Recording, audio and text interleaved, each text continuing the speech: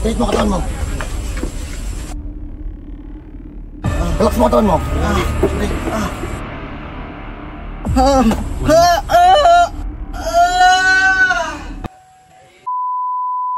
Masarap yung piko. Masarap. Kamusta? Nabawasan yung manhid. Pero meron pa rin. Nabawasan. Ano nangyari sir? Nangyari sa'yo, sir? Upo.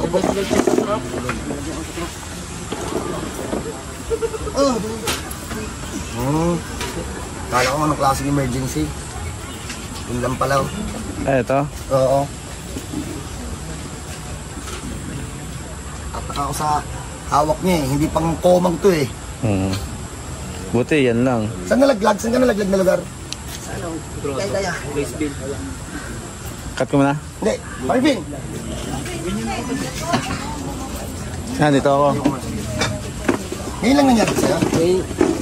Sa'yo. First time nangyari sa balikat na yan. Upo.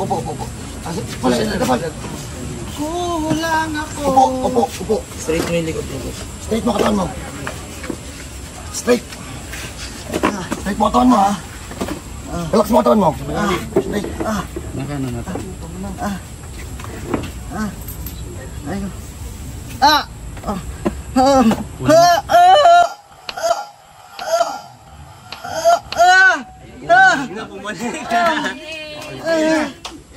Emergency daw.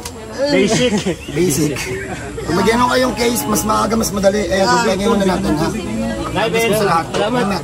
Subok na kita kasi ako yung nag-pay sa iyo. Take mo daw. Ay, di malamig. Kaya sa'yo ko dinala eh. Hindi ka malamig. Mas pogya. Tapos na. Mamaya, wait lang. Cut ko muna. Isa pa? Parang ano doon.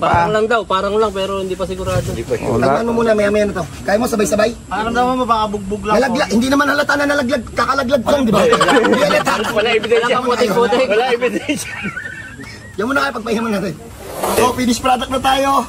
Yung after, ayun, malinis ko sa adult test, hindi mataas nga. So, ayan. So, pag ganyan kayong case, linisin nyo naman muna bago nyo ihatid yung nadisgrasya. Ha? So, God bless po sa lahat.